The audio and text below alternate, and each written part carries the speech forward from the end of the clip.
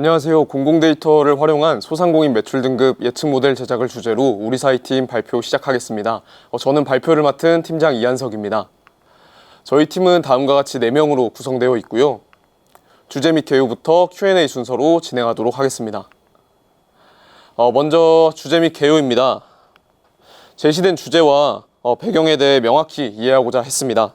코로나의 경기 침체는 상업용 부동산 시장의 침체로 이어졌고 이로 인한 어려움은 오롯이 소상공인, 예비창업자와 투자자, 임대인 등 모든 시장 구성원들에게 돌아가게 되었습니다. 이러한 현 문제에 대한 이해를 바탕으로 매출 등급 예측 모델을 개발해서 시장 구성원들에게 다양한 지표와 인사이트를 제공하는 것을 목표로 했으며 특히 향후 침체가 이어질 것으로 예상되는 지역 상권의 활성화 방안에 대해 고민해보고자 했습니다. 지금부터 데이터 및 문제 접근 방식과 머신러닝 기반의 분석 과정, 태블로 대시보드를 활용한 분석 결과 확인 순서로 발표를 진행하도록 하겠습니다. 해당 부분은 빠르게 넘어가겠습니다. 화면과 같이 사전에 제출했던 사전 계획서에 따라서 프로젝트는 진행되었습니다. 데이터입니다. 지금부터는 분석에 사용한 데이터와 결합 방식 등에 대해서 말씀드리겠습니다. 타겟 라벨인 매출 등급은 평당 추정 매출과 평당 월 임대료로 계산되는 수치로서 세부 필지 단위별 매출과 임대료에 유의미한 영향을 미칠 수 있는 특성들을 탐색하고 병합하고자 했습니다. 부동산 포털 데이터, 상권 데이터 등 각종 공공 데이터 등을 결합하기 위해 필지를 세분화했습니다. 매출 등급 분포와 업종별 등급 분포가 균등하고 일정함을 확인할 수 있었고요. 앞서 말씀드린 것과 같이 핵심은 매출과 임대료에 영향을 미칠 수 있는 요소를 크게 상권, 인프라, 부동산 3개 카테고리로 선정했습니다. 관련 데이터들을 각종 플랫폼에서 수집 후 결합을 진행했습니다. 저희 팀이 특히 집중한 부분이 바로 이 데이터 결합 파트였는데요. 모든 데이터별로 지리적 단위가 상이했기에 이 많은 데이터들을 어떻게 결합할지가 결국 핵심이었습니다. 필지의 고유한 특성 반영을 위해서 가능한 세부적이고 작은 단위로 결합하고자 했습니다. 먼저 가장 세부적인 필지 단위의 좌표 단위로 결합하고자 했습니다. 지오코딩으로 주소에서 좌표를 추출했으며 시설물 정보, 주거시설 등을 GIS 분석 도구를 활용해 각 필지 범위에 매칭했습니다. 이 밖에 젠트리피케이션, 배우지, 인구당, 상가면적, 공실률 대비 매매가 등 이미 필지 단위로 구성된 데이터들은 필지 단위로 병합했습니다. 행정동, 법정동, 그리고 상권 데이터입니다. 인구 통계 등 다양한 통계 데이터들은 행정동 및 법정동 단위로 결합했으며 추가로 서울시에서 제공해주는 상주인구, 계엄률 등 상권 데이터 대부분을 사용했습니다. 다만 상권 데이터의 경우 물론 행정동과 법정동으로 결합을 할 수도 있었겠지만 상권 단위도 GIS로 펼쳐보면 상권 고유의 권역을 확인할 수 있었습니다. 해당 상권 단위를 GIS에 펼쳐둔 후 필지 단위들을 위해 투영시켜 해당 필지가 소속되는 상권의 특성을 반영하고자 했습니다. 반드시 행정동과 법정동에 따라 상권이 구분되지 않기 때문에 이러한 방식을 사용하기로 결정했습니다. 상권 데이터 결합 이후의 모습입니다. 이후 시군구별 대기오염도, 코로나 확진 추이, 날씨 등 큰 흐름을 반영할 수 있는 데이터들을 결합했습니다. 지역 단위의 결합이다 보니 NA 값이 반드시 발생할 수밖에 없었는데요. NA 값을 효과적으로 핸들링하는 것 또한 굉장히 중요한 태스크라고 생각을 했습니다. 따라서 과정을 모두 거치고라도 매칭되지 않는 데이터 역시 가능한 작은 단위로 대체하고자 했습니다. 예를 들어 필지 단위의 결합에서 NA 값이 발생했다면 상권 단위로 대체하는 방식이었습니다. 그럼에도 최종적으로 발생하는 NA 값은 앞뒤에 10개 이내에 가까운 값으로 대체 후 피처별 중앙값을 고려해 대체했습니다. 설명력이 높고 직관적인 디시전 트리 모델을 이용해 피처 중요도를 확인했고 불필요 피처들은 삭제했습니다. 상관관계 분석을 통해 다중 공선성을 방지하고자 했습니다. 이후 영향도가 높았던 피처들을 중심으로 신규 피처들을 생성했으며 최종적으로는 90여 개의 피처를 가진 데이터를 완성할 수 있었습니다. 지금부터는 모델링 파트에 대해서 살펴보겠습니다. 베이스라인 설정 후 매 단계 당면한 문제를 분석하고 보완점을 식별하여 새로운 방법을 고민하고 적용하는 단계적 접근법으로 이 문제를 해결하고자 했습니다. 먼저 베이스라인은 설명력이 높은 디시전 트리 모델입니다.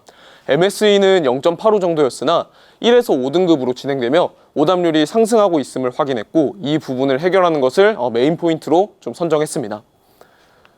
자동화 머신러닝 모델인 파이캐럿을 이용해 현 데이터에 가장 적합한 학습 모델을 찾고자 했습니다. 부스팅 모델에 비해 랜덤 포레스트 모델과 트리 모델이 좋은 성능을 보였는데요. 특히 좋은 성능을 보였던 RF 모델의 성능에 대해서 조금 더 자세히 살펴보겠습니다.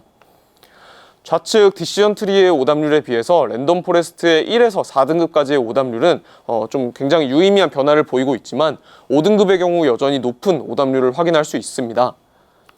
조금 더 자세히 살펴보겠습니다. 각 클래스별 MSE 분포입니다. 지표가 MSE로 변경된 것을 매출 등급이 낮은 필지는 낮은 쪽에 가깝게, 높은 곳은 높은 쪽에 가깝게 분류하는 것이 굉장히 중요한 부분이라고 생각을 했습니다. 1에서 4등급은 MSE가 1 이내로 90% 이상의 데이터가 분포되어 있지만 5번 클래스의 경우 MSE 분포가 굉장히 넓게 퍼져 있음을 아직까지 확인할 수 있었습니다. 파라미터 튜닝은 오히려 지엽적인 학습으로 이어졌고요. 지속적인 문제의 원인을 클래스 불균형으로 생각을 했고 오버샘플링, 언더샘플링 등 다양한 기법을 적용해봤지만 좋은 성능을 찾아내지는 못했습니다. 과적합의 문제를 줄여보고자 중요도가 낮은 칼럼들을 과감히 삭제했습니다. PCA와 다양한 차원 축소 방법들 또한 사용해봤지만 큰 효과를 거두지는 못했습니다. 수많은 시도에도 불구하고 랜덤 포레스트의 성능을 뛰어넘는 모델을 찾을 수 없었고 성능 향상과 일반화를 목적으로 다양한 랜덤 포레스트 모델들의 앙상블을 시도했지만 큰 차이는 발생하지 않았습니다. 고민 끝에 최종적으로 선택한 방법은 화면과 같은 스태킹 모델입니다. 다양한 특성을 반영하고 과적합을 방지하기 위해 성격이 상이한 모델별 예측 결과를 반영할 수 있는 스태킹 모델을 구축하였고 가장 낮은 MSE를 보였으며 안정적인 성능을 보였습니다. 최종 모델로 해당 모델을 선택했고 최종 학습과 예측 작업을 수행했습니다. ROC AUC보다 더 좋은 것을 좀 좋은 방향으로, 낮은 것은 좀 낮은 방향으로 하려는 모델 개발에 집중했는데요. 그 이유는 낮은 것을 높게 보여주고 높은 것을 낮게 이렇게 소상공인들에게 제공하는 것은 현재 사업을 영위하는 데 있어서 큰 혼란을 끼칠 수 있을 것이라고 판단을 했습니다. 그래서 이러한 부분에 좀 중점 사항을 두고 모델링을 진행했고요. 그래서 모든 데이터를 가능한 세부 단위로 결합하고자, 필지 단위로 좀 결합하고자 노력을 했습니다. 네, 지금부터 이제 분석 결과에 대해서 말씀드릴 텐데요. 지금 분석 과정을 저희가 원래 태블로 대시보드에 이제 담겨 있는데 발표 화면으로 보여드릴 수 없어 간략히 설명 후 넘어가도록 하겠습니다. 종합 대시보드는 세 가지 목표를 기반으로 제작했습니다. 먼저 첫 번째는 예측한 매출 등급 자체가 시장 참여자들에게 가장 흥미로운 인사이트이자 중요한 정보가 될 것이라고 생각했습니다. 이에 따라서 관심 지역별로 매출 등급을 확인하고 다른 지역과 쉽게 비교가 가능하도록 구성했습니다. 두 번째로는 흩어져 있는 상권과 인프라, 주거 등 매출 등급에 영향을 미치는 주요 데이터들을 모아 지역별로 통합, 직관적으로 확인할 수 있도록 했습니다. 세 번째로는 시간의 흐름에 따라 변화를 확인할 수 있도록 했습니다. 대시보드는 크게 시간과 공간 두 가지 차원에서 정보를 제공합니다. EDA를 통해 살펴본 지역별 주요 특징을 반영하는 칼럼들을 위주로 화면을 구성했으며 구에서 법정동 단위로의 드릴다운을 통해 동적으로 비교가 가능하도록 했습니다. 또한 시간의 흐름에 따라 주요 지표들의 변화를 확인하고 지도상에서 직관적으로 파악할 수 있도록 구성했습니다. 결론적으로는 대시보드는 지역별, 시기별, 매출 등급 분포와 다양한 상권 관련 정보를 한눈에 볼 수 있게 해줍니다. 이를 통해 이용자들은 매출 등급 현황과 관련 데이터들의 변화와 요약된 정보를 얻을 수 있으며 다양한 의사결정에 활용할 수 있을 것으로 기대합니다.